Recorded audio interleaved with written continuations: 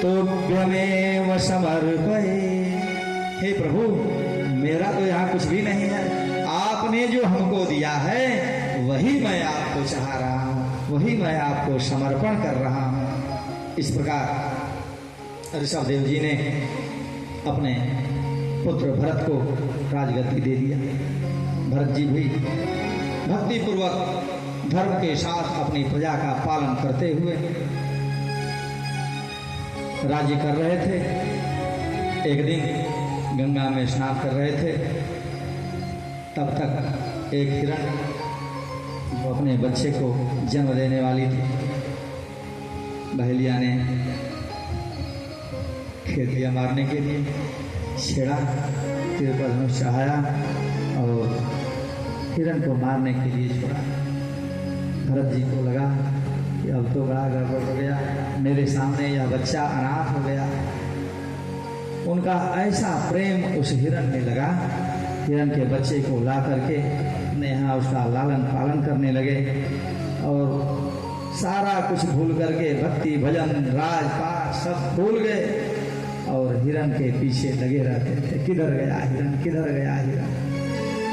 हिरण हिरण करते करते जब उनका अंतिम समय आया, जब अपना श्वास मुंह में छोड़ा, तो अगला जन्म उनको हिरण का मिला।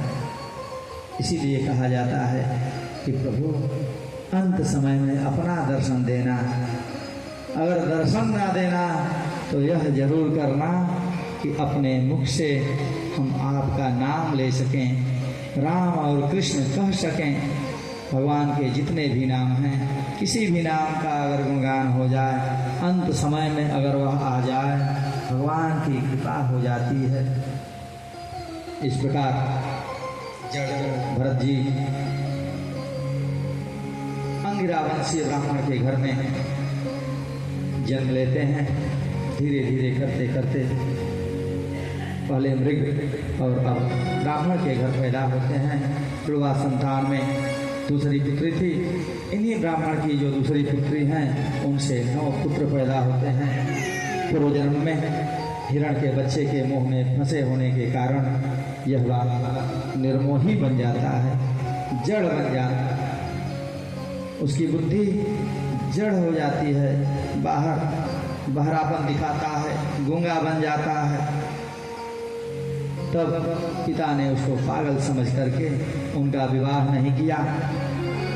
पूर्व जन्म के भरत के माता पिता दोनों स्वर्गवासी हो गए थे।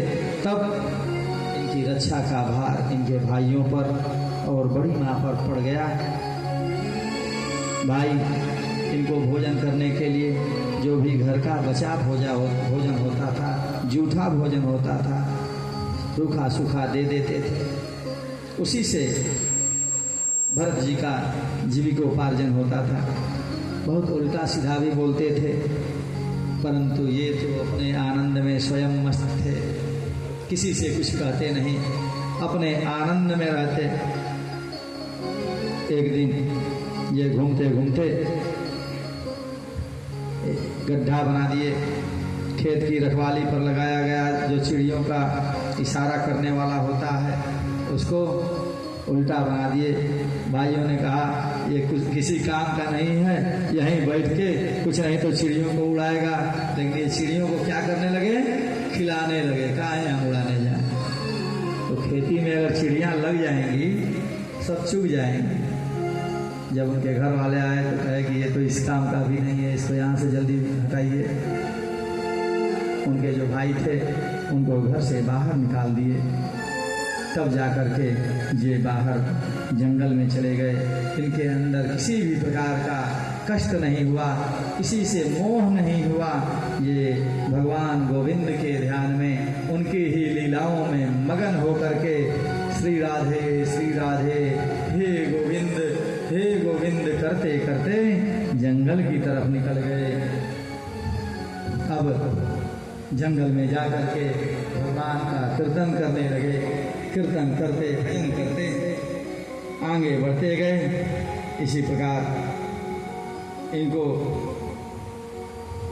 जंगल में विचरण करते हुए भद्रकाली के बलि के लिए लोगों ने पकड़ लिया। जड़ भरत जी को पकड़ करके बलि चढ़ाने के लिए काली जी का ले गए। जब स्नान करा करके नए वस्त्र को धारण करा करके उनका पूजन किया तो जो उनके बलि देने वाले थे तलवार उठाए, उसी समय उनके हाथ से तलवार लेकर के ब्रह्म तेज से दग्ध हो काली अति कुलाय, रूप भयंकर प्रकट कर बारंबार उठाए। माँ काली प्रसन्न होकर के वहाँ पहुँच के जो तलवार उनको काटने के लिए था उनको ले लेती हैं और दर्शन देती हैं जड़ भरत जी को, उनकी रक्षा करती हैं। जब भगवान के भजन से, भगवान के कीर्तन से जीव बच जाता है, जो गूंगा है बोल नहीं रहा है, ऐसे प्रभु के भजन करने वाले के सभी देवी देवता मिलकर के रक्षा करते हैं। माँ काली ने उनकी रक्षा किया। तू तो डूबा हुआ तेरे जाएगा, जय हो। तू तो डूबा हुआ तेरे जाएगा, मुख से राम नाम जब गाएगा, जय हो। हुआ तेरे जाएगा, मुख से राम नाम जब गाएगा, मुख से राम नाम जब गाएगा, मुख से राम नाम जब गाएगा, मुख से राम नाम जब गाएगा, मुख से राम नाम जब गाएगा। तुम तो डूबा, तुम तो डूबा, तुम तो डूबा हुआ तेरे जाएगा, नाम जब गाएगा, तुम तो डूबा हुआ तेरे जाएगा, मुख से राम नाम जब गाएगा। इस संसार में राम नाम ही एक आधार है। बिना राम नाम कीर्तन, बिना राम नाम चर्चा के कुछ होने वाला नहीं है। दुख के निवारण का एक मूल मंत्र है राम का नाम। जय हो।